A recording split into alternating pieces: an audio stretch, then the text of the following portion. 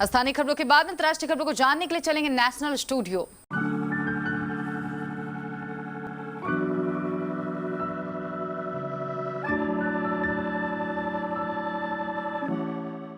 आइए जानते हैं आज की कुछ प्रमुख अंतर्राष्ट्रीय खबरों को। पहले एक नजर आज की हेडलाइंस पर।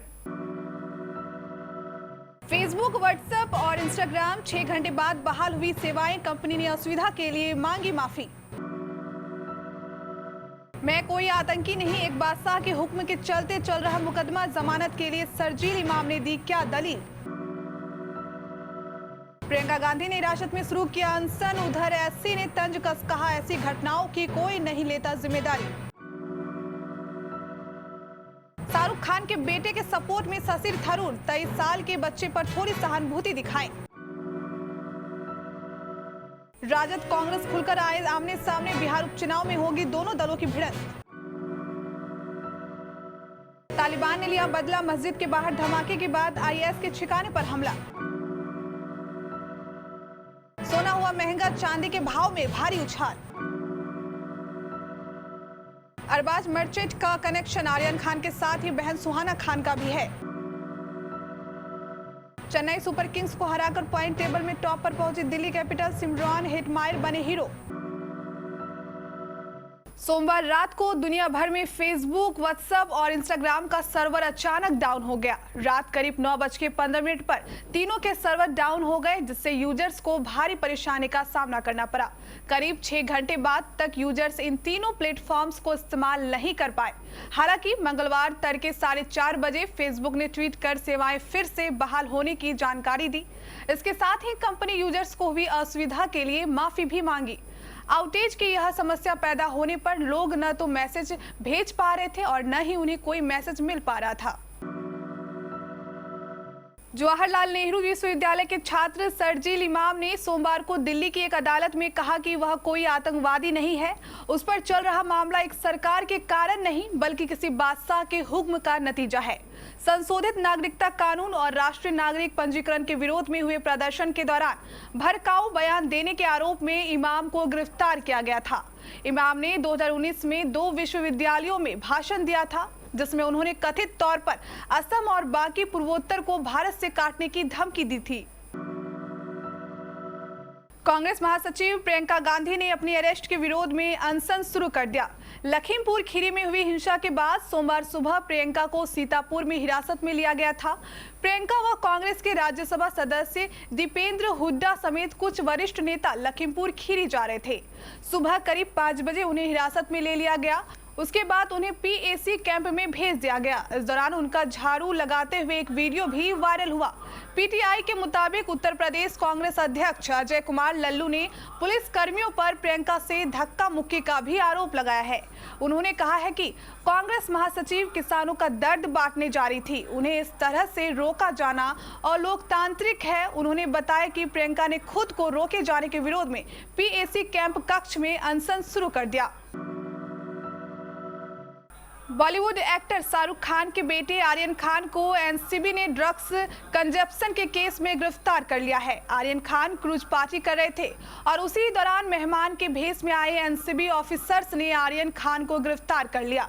आर्यन से लंबी पूछताछ की गई, जिसके बाद उन्होंने कबूला कि वे 4 साल से ड्रग्स ले रहे हैं और शौकिया तौर पर इसका इस्तेमाल करते हैं, ऐसा एनसीबी का दावा है। शाहरुख के परिवार को इस तरह से कष्ट में देख उनके सपोर्टर्स और करीबी उनके सपोर्ट में आगे आ रहे हैं। अब पॉलिटिशियन राशि थरूर ने भी इस पर अपनी प्रतिक्रिया दी है। कांग्रेस पार्टी के नेता शशि थरूर ने शाहरुख खान का सपोर्ट किया है।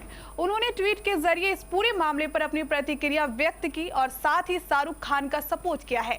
उन्होंने लिखा कि मैं ना तो किसी भी तरह के ड्रग्स का सेवन करता हूं, ना तो मैं ऐसे किसी ड्रग्स का फैन हूं, मगर मैं इस बात से मायूस हूं कि जिस तरह से इस केस को हाईलाइट किया जा रहा है और आर्यन की इस व्यथा पर उनका मजाक बनाया जा रहा है। मेरा लोगों से यही कहना है कि थोड़ी सी सहानुभूति रखिए। लोग पहले से ही ताने मारने की मानसिकता रखते हैं, ऐसे में आप उस 23 साल के लड़के को और कलंकित मत करिए।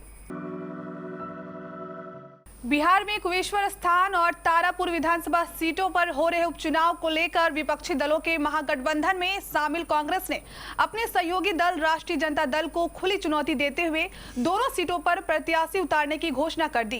कांग्रेस विधायक दल के नेता अजित शर्मा ने कहा कि राजद ने गठबंधन धर्म का पालन नहीं किया, जिसको देखते हुए अब पार्टी दोनों सीटों पर उम्मीदवार उतारेगी। उन्होंने कहा कि बिहार कांग्रेस में करीब करीब इस पर सहमति बन गई है और अब कांग्रेस पूरे दमखम से चुनाव लड़ेगी। उन्होंने यह भी कहा कि कुशेश्वर स्थान सीट से पार्टी के प्रत्याशी के रूप में अशोक कुमार का नाम लगभग तय है। अफगानिस्तान की राजधानी में एक मस्जिद के बाहर घातक धमाके के बाद तालिबान ने आईएस के ठिकाने पर हमला बोला है। मस्जिद के बाहर तालिबान प्रवक्ता जबीहुल्लाह मुजाहिद की मां की मौत के बाद शोक जताने मस्जिद में जमा हुए लोगों का निशाना बनाकर किए गए धमाके के करीब 10 घंटे बाद ही तालिबान ने इस हमले का दावा कर कई आतंकियों को ढेर करने की बात कही। शुरुआती खबरों से संकेत मिला है कि विस्फोट सड़क के किनारे किया गया। तालिबान के आधिकारिक प्रवक्ता बिलाल करीमी ने कहा कि 3 संदिग्धों को गिरफ्तार किया गया है। उन्होंने कहा कि तालिबान ने उत्तरी काबुल में खैर खाना के पड़ोस में इस्लामिक स्टेट के एक संचालन केंद्र पर कार्रवाई की गई है। भारतीय सराफा बाजार में सोने चांदी की कीमतों में एक बार फिर तेजी का सिलसिला शुरू हो गया है। बीते सप्ताह से सोने चांदी की कीमतों में तेजी देखने को मिली है। घरेलू बाजार और वैश्विक बाजार के कारकों के चलते सोने के हाजिर भाव में कभी तेजी तो कभी गिरावट का रुख रहा। पूरे सप्ताह के उतार चढ़ाव का आंकलन करने पर सामने आया है कि सोने और चांदी का रेट बढ़ा है। वहीं कल यानी 4 अक्टूबर को सप्ताह के पहले कारोबारी दिन भी भारतीय सराफा बाजार में सोना और चांदी की कीमतों में उछाल आया है। India Boolean and jewellers association के मुताबिक आज की सुबह 999 शुद्धता वाले 24 कैरेट सोने का रेट 46,592 रुपए प्रति 10 ग्राम पर पहुंच गया है, जो शुक्रवार को 46,434 रुपए प्रति 10 ग्राम था। वहीं चांदी भी महंगी हुई है। चांदी का भाव 60,611 रुपए प्रति किलो पहुंच गया है, जो शुक्रवार शाम को 59,581 रुपए प्रति किलोग्राम था। बॉलीवुड के किंग कहे जाने वाले शाहरुख खान और उनका परिवार इस समय मुश्किल दौर से गुजर रहा है। शाहरुख खान के बड़े बेटे आर्यन खान को 2 अक्टूबर को मुंबई के एक क्रूज में चल रही रेव पार्टी से पकड़ा गया है। इस मामले में केवल आर्यन खान को ही नहीं बल्कि उनके साथ 7 लोगों को और पकड़ा गया है। आर्यन खान के साथ ही उनके दोस्त अरबाज मर्चेंट का नाम भी सुर्खियों में आ गया है। अरबाज को भी आर्यन के साथ इस पार्टी से पकड़ा गया है, जिसके बाद इन सभी पकड़े गए लोगों को फिलहाल एनसीबी ने गिरफ्तार किया है। लेकिन क्या आप जानते हैं कि अरबाज मर्चेंट कौन है? रेव पार्टी का भंडाफोड़ होने के बाद आर्यन खान के बाद अगर किसी का नाम चर्चा में बना हुआ है तो नाम है अरबाज मर्चेंट का। अरबाज मर्चेंट का आर्यन खान के साथ ही सुहाना खान के साथ भी खास कनेक्शन है। इतना ही नहीं बल्कि बॉलीवुड के कई स्टार किड्स का कनेक्शन अरबाज मर्चेंट से है। अरबाज मर्चेंट को कई बार सुहाना खान, आर्यन खान और अन्य स्टार किड्स के साथ पार्टी करते हुए देखा गया है। सोशल मीडिया पर अरबाज मर्चेंट की फैन फॉलोइंग भी काफी अच्छी है। अपने गेंदबाजों के अनुशासित प्रदर्शन के बाद आखिरी ओवर में सिमरॉन हेटमायर की समझदारी भरी बल्लेबाजी से दिल्ली कैपिटल्स ने चेन्नई सुपर किंग्स को 3 विकेट से हराकर आईपीएल के पॉइंट टेबल में टॉप पोजीशन पर कब्जा कर लिया। 137 रनों की लक्ष्य का पीछा करते हुए दिल्ली को जीत के लिए आखिरी 3 ओवर में 28 रन चाहिए थे। हेटमायर ने डेवन ब्रावो के ओवर में 12 और फिर जोस हेजलवुड के ओवर में 10 रन निकाले। अब आखिरी ओवर में दिल्ली की 6 रन की ही जरूरत थी, जो अक्षर पटेल का विकेट गंवाने के बावजूद 2 गेंद बाकी रहते उसने हासिल कर लिया। हेटमायर 18 गेंद में 28 रन बनाकर नाबाद रहे। इससे पहले दिल्ली के गेंदबाजों ने चेन्नई को 5 विकेट पर 136 रनों पर रोक दिया। चेन्नई के लिए अंबाती रायडू ने 43 गेंद में नाबाद 55 रन बनाए, लेकिन बाकी बल्लेबाज नहीं चल सके। अंतर्राष्ट्रीय खबरों के बाद स्थानीय खबरों को जानने के लिए चलेंगे प्राइम स्टूडियो।